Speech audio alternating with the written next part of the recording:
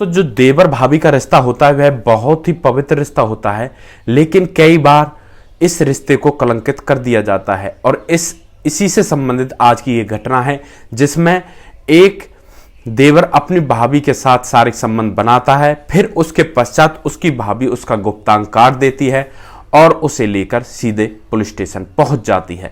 दोस्तों, आखिर इस घटना में ऐसा क्या हुआ जो यह घटना घटी, इस घटना की पूरी सच्चाई जानने के लिए आप हमारे वीडियो को अंत तक जरूर देखें। नमस्कार दोस्तों, मैं प्रेम सिंह महाबली, हरियाणा ट्रेंड पलवल चैनल में आपका स्वागत है। दोस्तों, यह जो आज की घटना है यह मध्य प्रदेश के सीधी की घटना है। दोस्तों, मध्य प्रदेश के सीधी में एक वैशाली नाम की औरत रहा करती थी जिसकी उम्र करीब 34 साल थी। दोस्तों, वैशाली का जो पति था वह नासिक अपनी जॉब किया करता था और नासिक ही रहा करता था।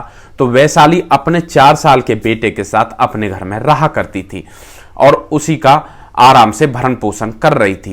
दोस्तों, इस तरह उनका समय गुजर रहा होता है, लेकिन जो वैशाली का देवर होता है जो उनके पड़ोस में ही रहता है, उसकी नीयत अपनी भाभी वैशाली के ऊपर खराब हो जाती है।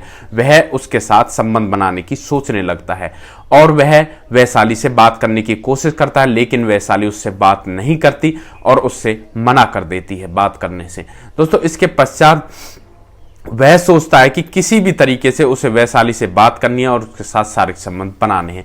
तो ऐसा चलते एक दिन जब वैशाली रात को अपने घर में सो रही थी तो उसका देवर दीवार फांदकर वैशाली के घर में रात को चला जाता है और वहां पर वैशाली के ऊपर एकदम से गिर जाता है। वैशाली बदनामी के डर से शोर नहीं मचाती है और उसका देवर उसके साथ शारीरिक संबंध बनाता है।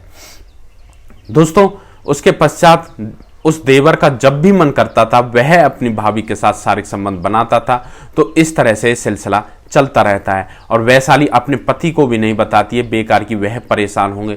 तो इसके चलते अब वैशाली उससे पूरी तरह परेशान हो जाती है अपने देवर से और उससे किसी भी तरह से छुटकारा पाना चाहती है।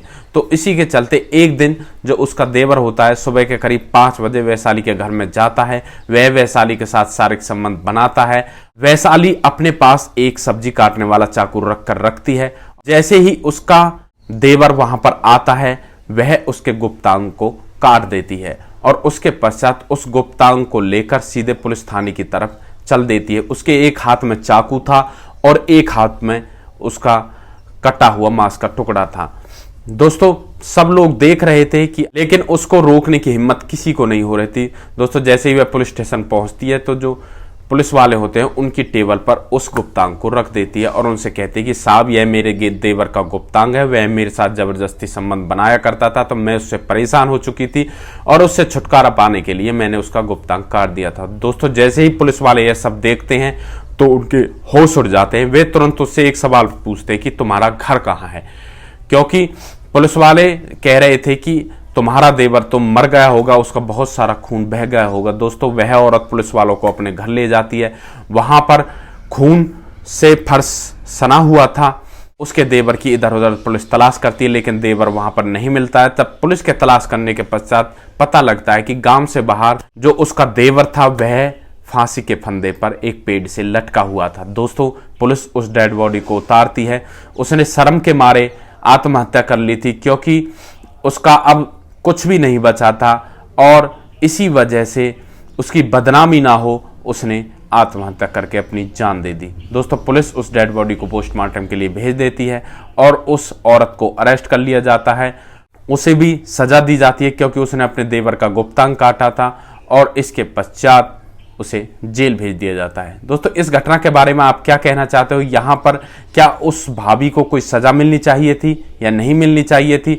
उसने अपने देवर का गुप्तांग काटा, क्या उसे ऐसा करना चाहिए था या नहीं करना चाहिए था? आपकी जो भी राय है आप कमेंट बॉक्स में दे सकते हैं। दोस्तों, आखिर थोड़ी थोड़ी कमियों के कारण या थोड़ी मजबूरियों के कारण जो एक पवित्र रिश्ता होता है देवर भाभी का, उसे कलंकित कर दिया जाता है। दोस्तों, हमारे समाज में बहुत से ऐसे हैं जो ऐसे पवित्र रिश्ते को कलंकित करने की कोशिश करते हैं।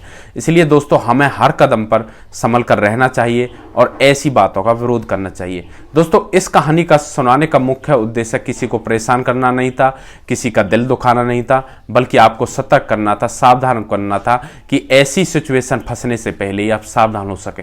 दोस्तों, अगर आप लोगों को हमारे वीडियोस अच्छे लग रहे हैं तो हमारे वीडियोस को ज़्यादा से ज़्यादा शेयर करें और जो हमारा चैनल हरियाणा ट्रेंड पलवल उसको सब्सक्राइब करें ताकि हमें भी आगे बढ़ने का मौका मिल सके और आप लोगों का आशीर्वाद हमारे ऊपर बना रहे। दोस्तों नेक्स्ट वीडियो में एक ऐसी सच्ची घटना के साथ, एक ऐसी लेटेस्ट न्यूज के साथ आपके सामने फिर से हाजिर होंगे। तब तक के लिए आप सुरक्षित रहें, सावधान रहें, रिश्तों की अहमियत को समझें, परिवार का ध्यान रखें, बच्चों का ध्यान रखें। जय हिंद, वंदे मातरम।